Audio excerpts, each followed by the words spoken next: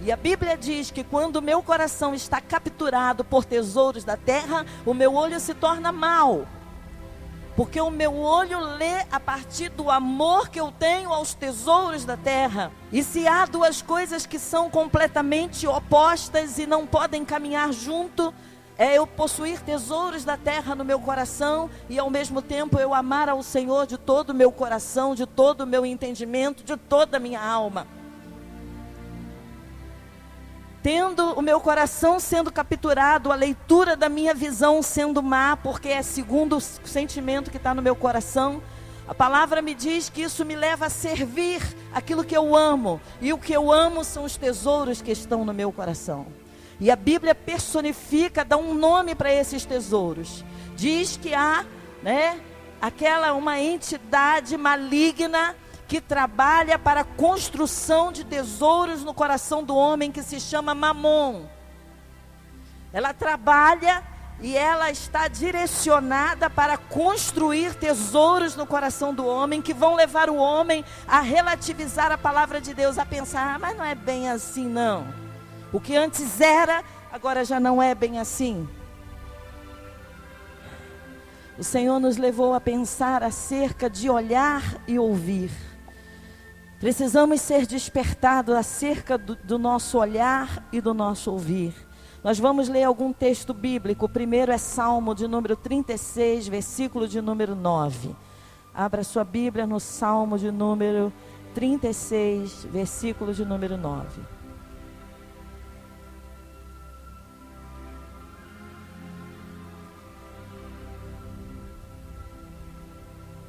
Diz assim, vamos ler juntos, você que achou. Porque em ti está o manancial da vida, na tua luz veremos a luz. Mais uma vez.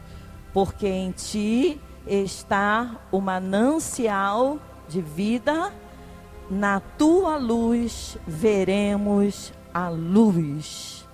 Isso fala de olhar. Isso fala de um direcionamento do nosso olhar. Isso fala de uma leitura, de um olhar bom, segundo Mateus, que nós lemos na parte da manhã, capítulo de número 6, quando fala do olho bom. Isso fala de um olhar. O salmista declara que em Deus, que nele está o manancial da vida. Nele está o prazer. Nele está a realização. Nele está o grande barato da vida. A grande curtição da vida está em Deus. Ele é o cara. É Ele. Tem para ninguém. É Ele. Ele é da hora. Ele é da hora. Acabou. Tem para ninguém. O salmista tem um olho bom. O salmista não está com seu coração capturado por tesouros da terra. O salmista não está com a sua visão turvada. O salmista não está servindo a Mamon. Ele tem um olho bom. E ele olha para Deus, ele contempla, na sua contemplação de Deus, ele diz: em ti está o manancial de vida. Tu és o manancial, tu és a fonte, tu és a alegria, tu és o refúgio, tu és o refrigério, tu és meu tudo. E é na tua luz, e é por te contemplar. E eu só posso te contemplar porque o meu coração está em ti. Porque o tesouro que eu tenho no meu coração és tu mesmo. Então eu posso contemplar a ti como um manancial. E é a partir da tua luz que eu recebo luz. É a partir da luz que emana de ti que eu recebo luz. Amém?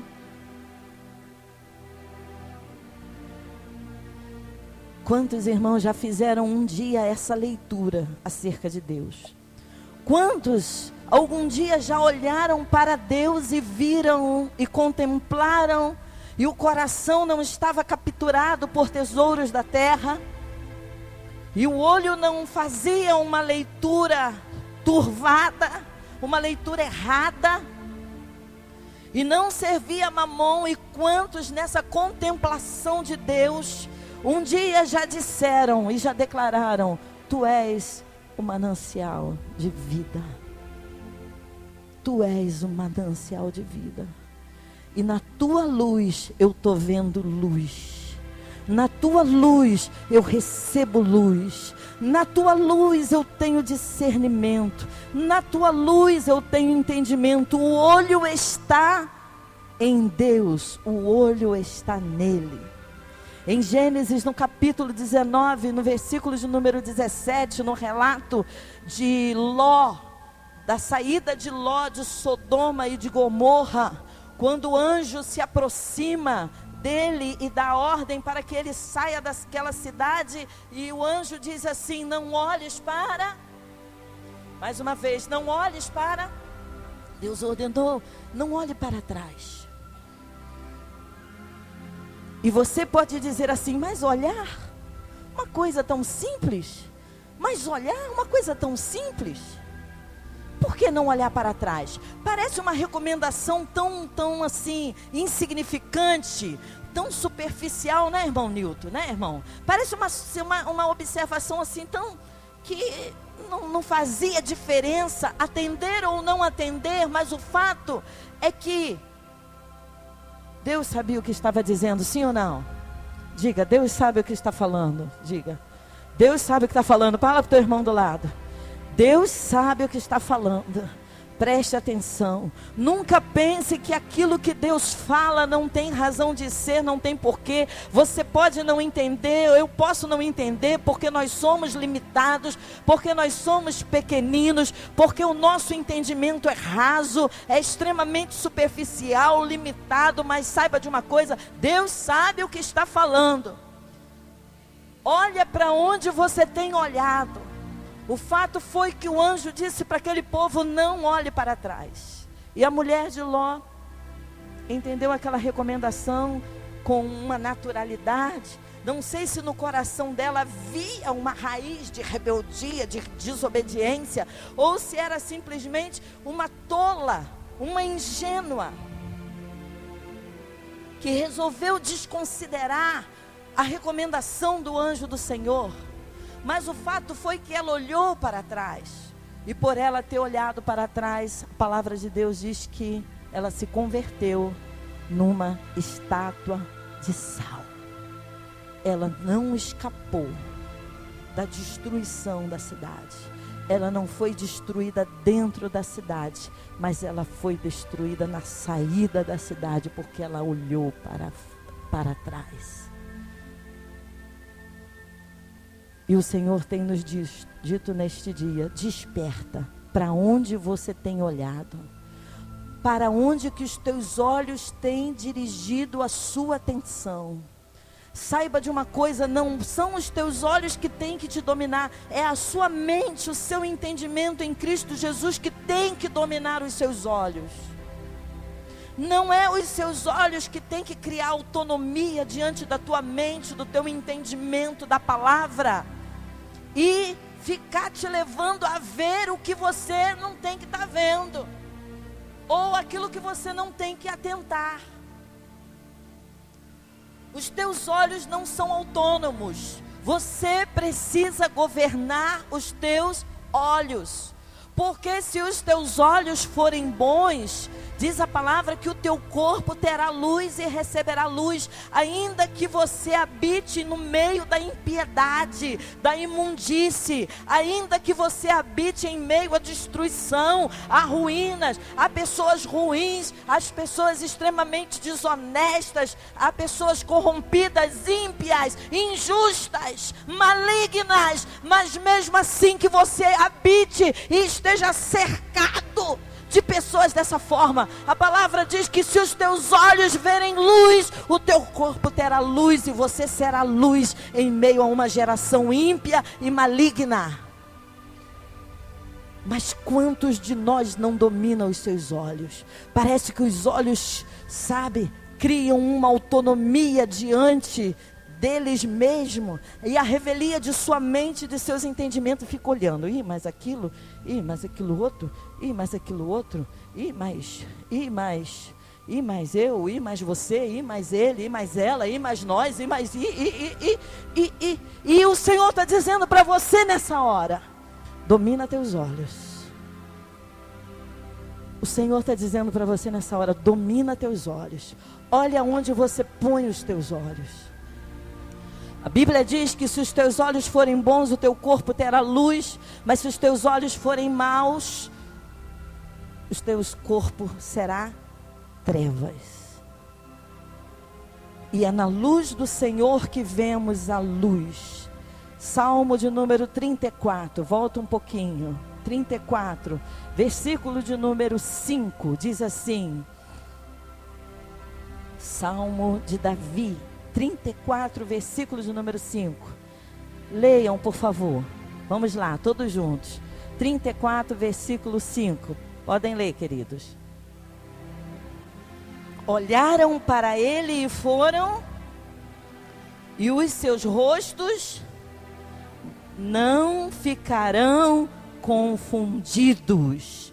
Quando a gente tem um direcionamento correto do nosso olhar, presta atenção. Ei, Deus está falando com você, hein? Deus está falando com você nesta noite. Quando você direciona o teu olhar,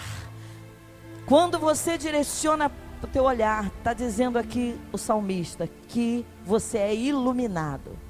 A palavra é a mesma do outro salmo que lemos, do 36, versículo 9. E a palavra diz que os rostos não ficarão confundidos.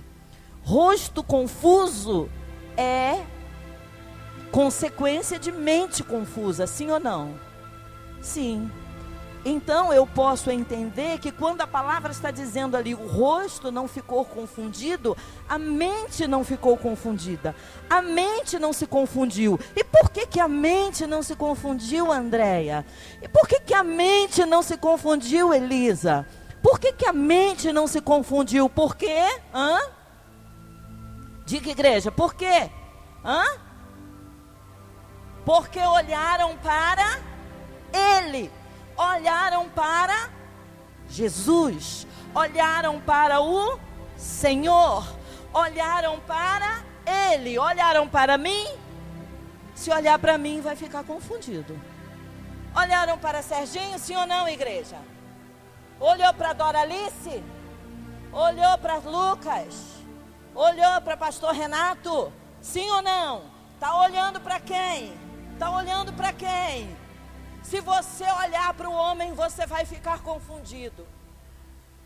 E o Senhor está dizendo para você nesta noite, tira o teu olhar do homem, olha para mim. Olha para mim. A hipnose acontece a partir do olhar. Olhe fixamente para um objeto.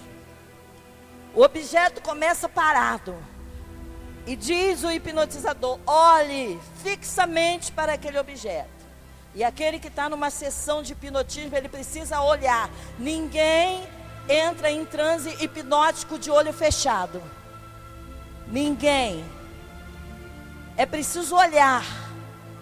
E aquele objeto que está parado a início, ele começa a se movimentar lentamente. E a pessoa começa a acompanhar. Já começando a hipnose, começa a acompanhar.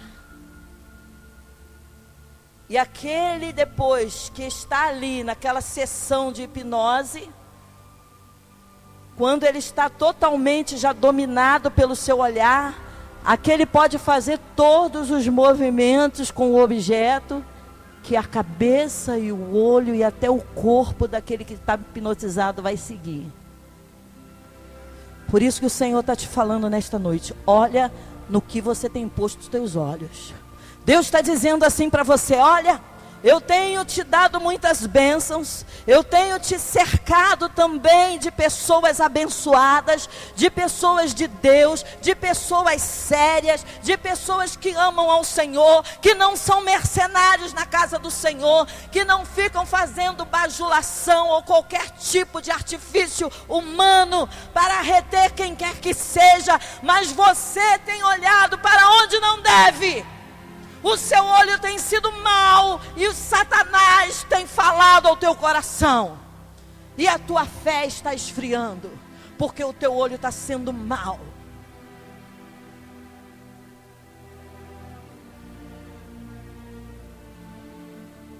Zacarias 12:10. O profeta diz que um dia Israel olhará para o Senhor Jesus, aquele a quem eles transpassaram. E quando eles olharem para o Senhor Jesus, abra a sua Bíblia, Zacarias 12:10. E quando eles olharem para o Senhor Jesus, a palavra de Deus diz que eles então se converterão. Zacarias 12, versículo de número 10. Leia junto comigo, igreja, em nome de Jesus. Vamos lá? Zacarias 12:10.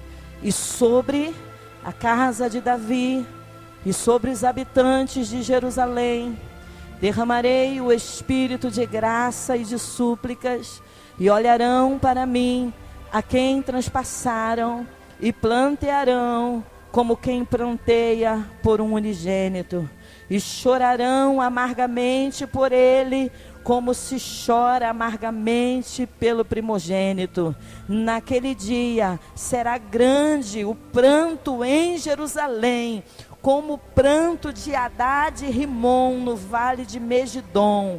E a terra planteará, cada linhagem à parte, a linhagem da casa de Davi à parte, suas mulheres à parte. Amém, até aí. A palavra de Deus diz que eles plantearão. Israel chorará, reconhecerá Jesus Cristo como Senhor, como Messias esperado. Israel reconhecerá Jesus Cristo como Messias esperado, porque a palavra diz: olharão para Ele. Quando eu olho para Ele, eu reconheço quem Ele é. E qual é o real valor dele, qual é o real lugar dele dentro do meu coração. Então eu tiro os tesouros da terra. Tesouros da terra não podem se estabelecer num coração que olha para o Senhor. E a palavra de Deus diz que eles chorarão amargamente pelo tempo em que desprezaram o Senhor, pelo tempo em que não reconheceram o Senhor, pelo tempo em que não honraram ao Senhor.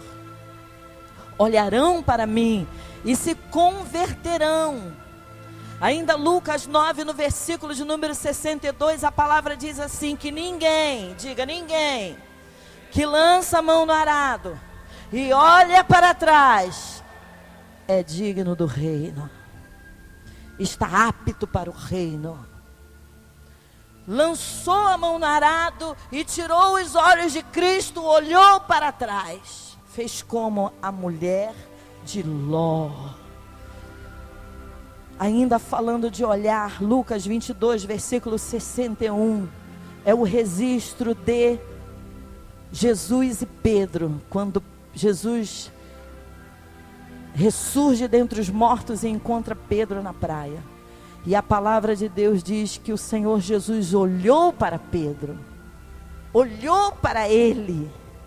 E Pedro, naquele momento em que o olhar de Jesus e o olhar dele se cruzaram, diz a palavra que Pedro então se lembrou quem ele era e o que ele tinha feito, da sua falha, das suas limitações, e diz a palavra que ele chorou amargamente. Não há como, irmãos, não há como o nosso olhar se cruzar com o olhar de Jesus e nós continuarmos nos sentindo alguma coisa. Nós continuarmos achando que nós temos razão, alguma razão, que as nossas argumentações têm alguma razão diante do Senhor. Não há como. Toda pessoa que está cheia de argumentação e que está cheia de razão, saiba de uma coisa, ela está longe, o olhar dela está longe do olhar do Senhor Jesus.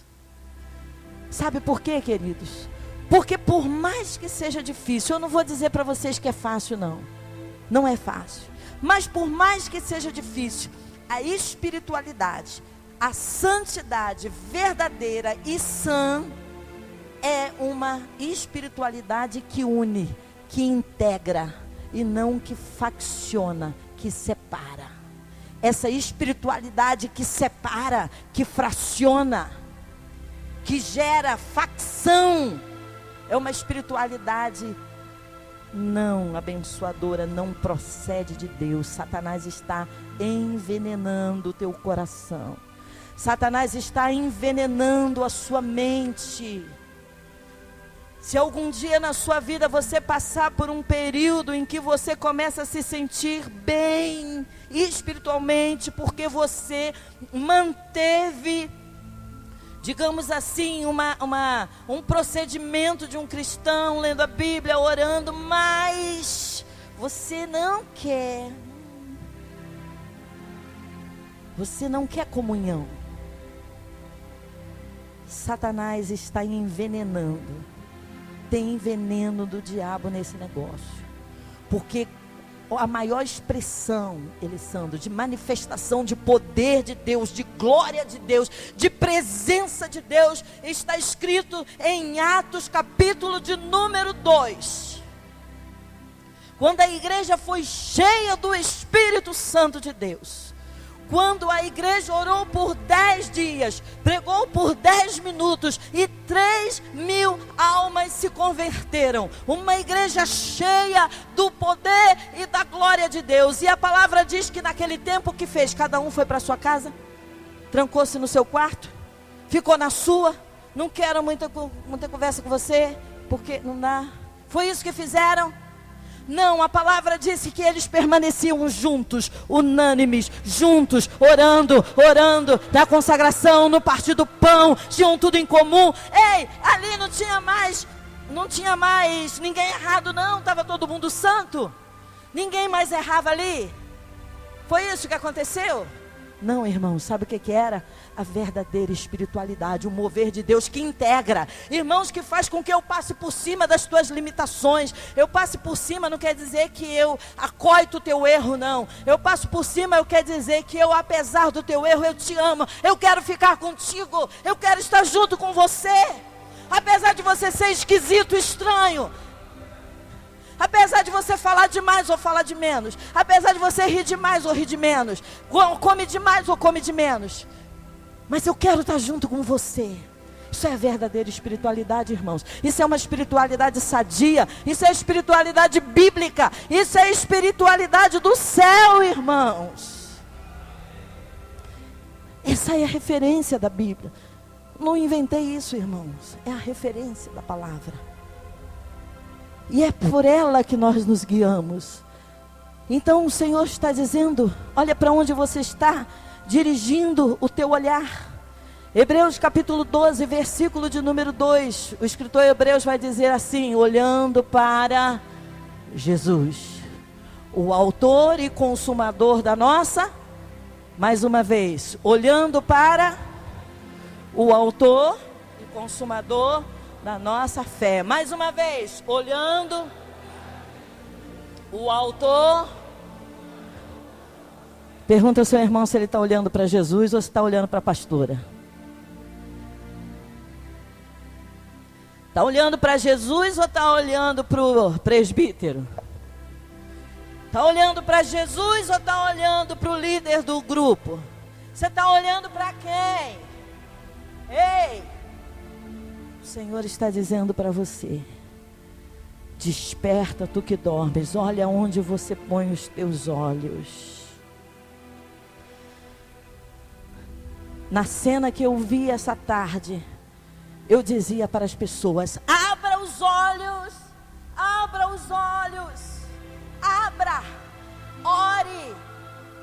Nós tínhamos uma proposta de oração e eu dizia, vamos orar, mas ore de olhos abertos. Ore de olhos abertos. E depois que eu acordei, dizia assim, ora e vigia. Vigia. Vigia o teu olho. Direciona o teu olho para aquilo que vai trazer luz para o teu corpo. Porque aquele que nele crê, que para ele olhar não será confundido, o rosto não ficará turbado, a mente não ficará confusa. Aquele que para ele olhar não vai errar o caminho. O que você tem ouvido? Quais são os tipos de coisas que você tem ouvido? O Senhor falava: santifica, direciona teu olhar e teus ouvidos. Abra sua Bíblia em Deuteronômio, no capítulo de número 11. Deuteronômio, capítulo de número 11, versículo de número 27. 26 e 27 e 28. Diz assim, vamos ler juntos. Espera aí, vamos começar de novo, vamos lá. Vamos ver se o povo já achou. Deuteronômio, eu quero que você leia isso bem alto para o seu ouvido ouvir sua voz. Olha que o seu ouvido tem ouvido que não deve. Mas a palavra de Deus, o teu ouvido tem que ouvir. Deuteronômio 11, versículo 26, 27 e 28. Vamos lá.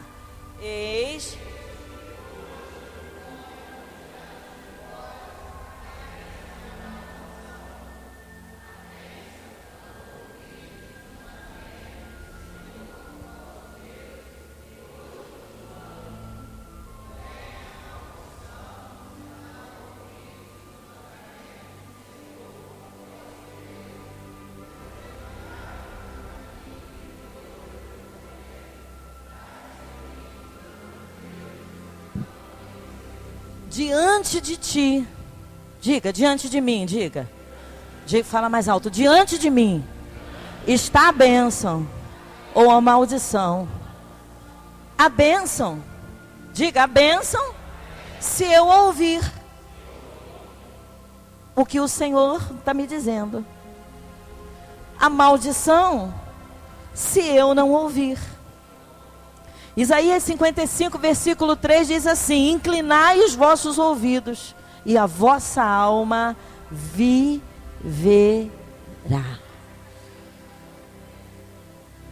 Inclinai os vossos ouvidos e a vossa alma viverá. Ezequiel capítulo 37, versículo de número 4 diz: ossos secos, ouvi a palavra do Senhor. Ossos secos, ouvi a palavra do Senhor. Apocalipse diz: quem tem ouvidos, ouça o que o Espírito diz à igreja. Consagre e santifique os teus olhos e os teus ouvidos, porque Satanás está cheio de mensageiros.